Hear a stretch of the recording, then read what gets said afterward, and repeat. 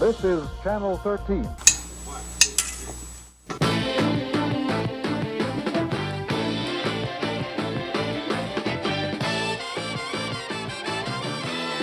Living side by side, dreaming 2 by 2. You are the reason that we do what we do for you. Yeah, for you. We do it for you on WIBW. Welcome into our WIBW Digital News Center on another Throwback Thursday as we take you inside the WIBW Video Vault, proudly presented by Ace Plumbing, Heating and Air and Appliance, and we are thinking spring this week. We are. Even if Mother Nature keeps going up and down. It is. I go outside 1 minute, it's nice and warm. Next minute, it's cold and rainy. But it's something we deal with every year, really. Very seldom do we just glide on into spring and go from there. So every year there's something that comes up that, you know, makes the farmers worried, makes the gardeners worried, just makes the anchors with their hair worried. You know, just a little. Yeah, like everything. this week, you know, you got to get outside and it gets windy and rainy and everything else. And this also means that you are constantly running onto things in the video vault that have to do with getting ready for spring, easing those fears, and really dealing with this transitional weather time of year. Yeah, and it's kind of like a puzzle. You know, I'll find a couple of things that kind of go together, sort of, and then there's something over here unrelated, but I can usually spin it to make it kind of a theme. So we have the this time of year theme, you know, things that we need to keep in mind or that we have in the past kept in mind. And you mentioned the gardeners and the farmers and how, especially when we've had some of the warm stretches that we've had, things start to bloom, things start to pop up, and then if we have another cold snap in the forecast, that can be a not so good thing. That's true. We used to go out quite a bit to Reese Fruit Farm. Norris was out there, and he's always willing to. I don't know how excited he was about it. It was hard to excite Norris, but he was always willing to talk with us, and so we had some nice weather back in 1992, early '92, and boy, everything. Well, the other day, my neighbor pointed out, "Wow, look at all my trees are really blooming right now. Is that going to be an issue?" Well, we found out. We got the answer. Well, I don't know. He has a different kind of tree than Norris had, so he'll have to talk to someone smarter than me to find out the real answer. But it is always cool to find these folks that we talk to and relive memories with them. And so from 1992, here is the advice that Norris Reese from Reese Fruit Farm had when it came to what do you do? How worried should you be if your trees are already in bloom? King bloom comes out first. Norris Reese has been a fruit farmer nearly all of his 79 years. He knows his crop, and he knows the early budding from the recent warm weather combined with last night's freeze and the weather ahead isn't good news. Our chances are just real. To me, it's nearly a blank chance. Reese says he hasn't had a full harvest in 12 years, and this year he fears he's lost everything. 50 acres, 1,400 trees worth of fruit. I hope we can change that a little bit, but I don't see how. There's the strong bud in there is right in the center, and there's usually 4 around it's outside. And the one in the center is the strongest one, and usually if any of them survive, that king bloom in there will survive. But I don't think it can survive on the weather we've had last night and going to have tonight. Kansas gardeners are seeing the bad news at home. If you didn't do anything last night to protect your plants, why, don't do anything tonight. The most damage was done last night. If you did cover or anything you did yesterday, do that now.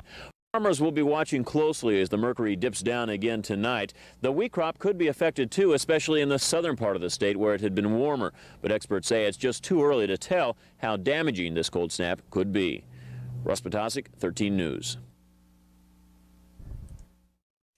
And the second person that we spoke with there was Joe Fritton. Yeah, we had Eric come over and confirm that because it's been a while since the group of us have worked with Joe. So and Joe actually headed up the old lawn and garden show that we had for so many years over there at what was then the Kansas Expo Center, now Stormontville Events Center. I think they are hoping to bring it back next year, kind of make it an every other year thing, and we'll keep you posted on that. But yeah, Joe was involved in that for years.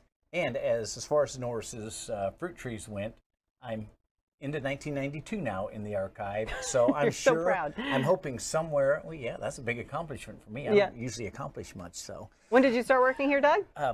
While back, While back.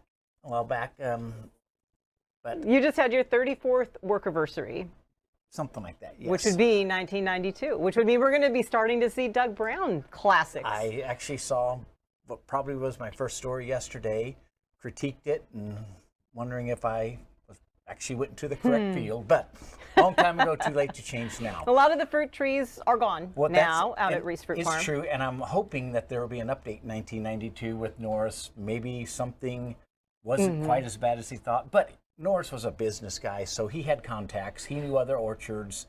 You know, he knew who to get a hold of because he still needed apples for the cider, that sort of thing. And we talk from time to time, Doug, about the fact that you grew up around here and you actually have a history with Norris Reese and the fruit farm, and you spent years helping out over there, doing some little things from time to time. I would pick up the pulp or the pumice that was left over from making the cider, and he had this really old forklift that my dad knew how to drive, and it was weird. It didn't have a steering wheel, but they'd load it in the truck. We'd take it home, and the cows would din up. Loved it. Yeah, they would din up Dad's truck. Oh my goodness! Get to it.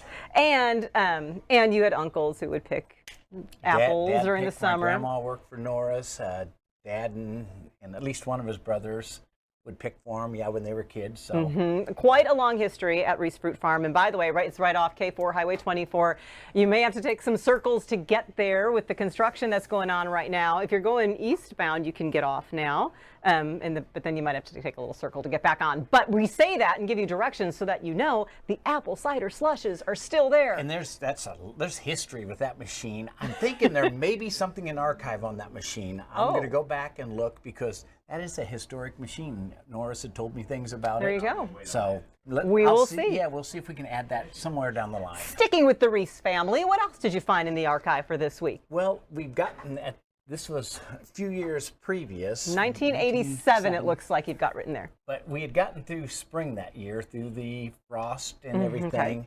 We'd gotten to the summer, but there was a trend, I guess, with lawn care. Now you see everybody doing the cool little cross hashes when they mow, or some people like old rusty implements and flowers in their Farm art. Yeah, in their yard. But in that particular year, there was I guess a craze going on that we looked into, needed to find a little more about.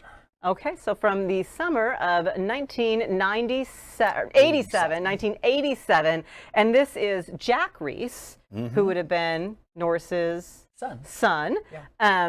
And is it from Skinner's Garden Store? Okay, so we went over there in July of '87 to find out what the hot trend was in gardening that year.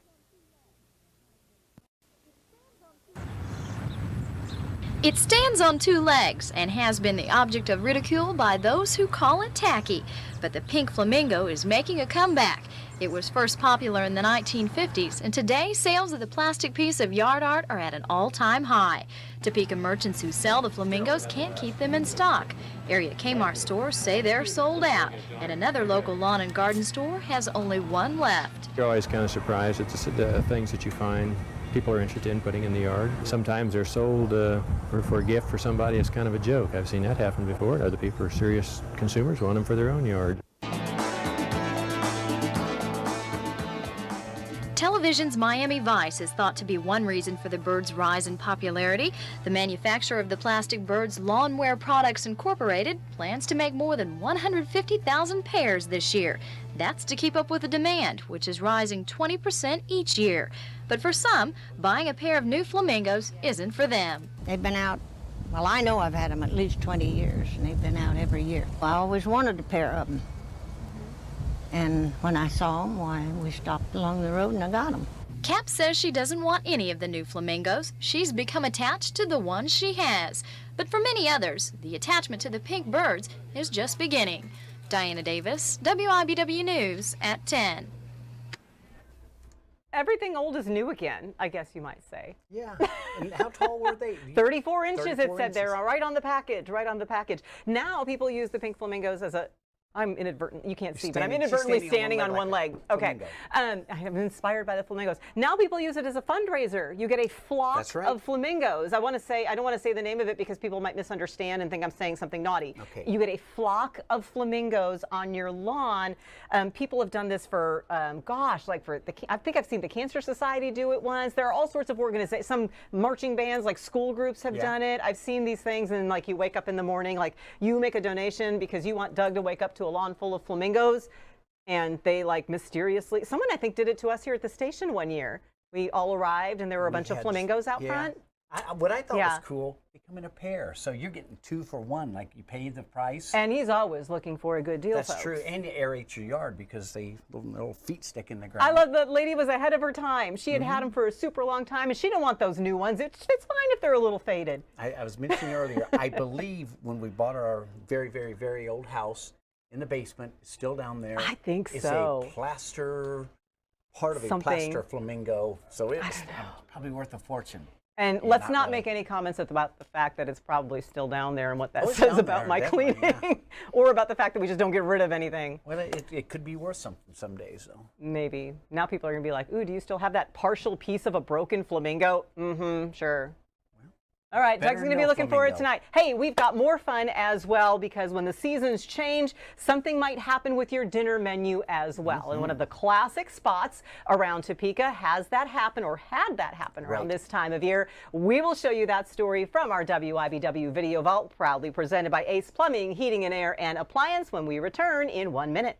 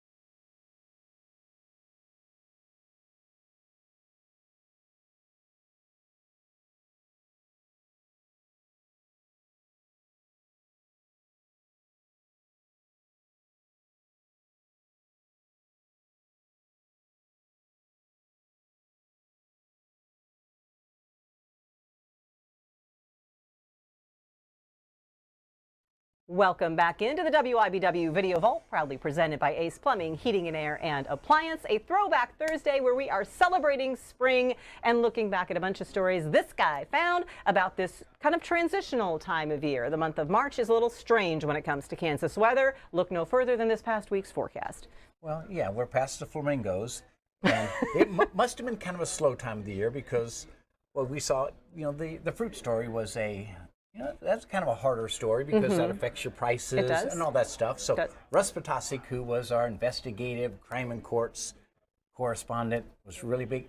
He did the fruit story, so I could see that because, but must have been a slow day on the next story we're going to show you. Or he just liked to eat. Because, of course, when the weather turns cold, I always know that it's really, truly fall and football season when you have that first pot of chili for the year. That is a sign the weather's turning cold. That's that quintessential meal.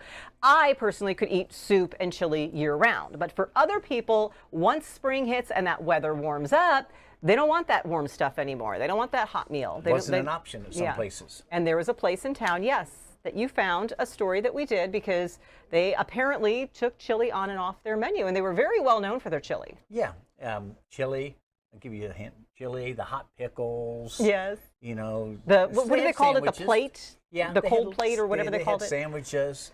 Perubski's down in Topeka's Little Russia neighborhood always was famous for its chili, and apparently you could not always get it. Yeah, and I believe it was Charlie that Russ talked to here. But, he'll tell you in the story that he loved doing it. But I guess after, making that many bowls of chili for so many months of the year, it was good to have a break. All right, so here's what happened when we visited Perubski in mid-March, late March of 1992, because there was a little bit of a change in the air when it came to the chili on the menu. In North Topeka, every winter for more than 40 years, Perubsky's famous chili has been attracting everyone from railroad workers to bankers. So you got it, the onions? Yeah.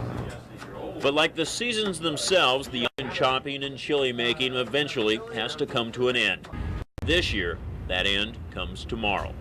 Tomorrow afternoon, you won't even know that we've been in the chili business. Everything will be put away, and we'll have it all put away for another 6 months. This is just the beginning of the last 40-gallon pot of the stuff. 1.5 pounds of hamburger. By many, Perubsky's chili is considered a delicacy. For Perubsky and his wife Lydia, though, it's just hard work. The sign up front makes it clear, at least for the summer, the Perubskys are getting a break.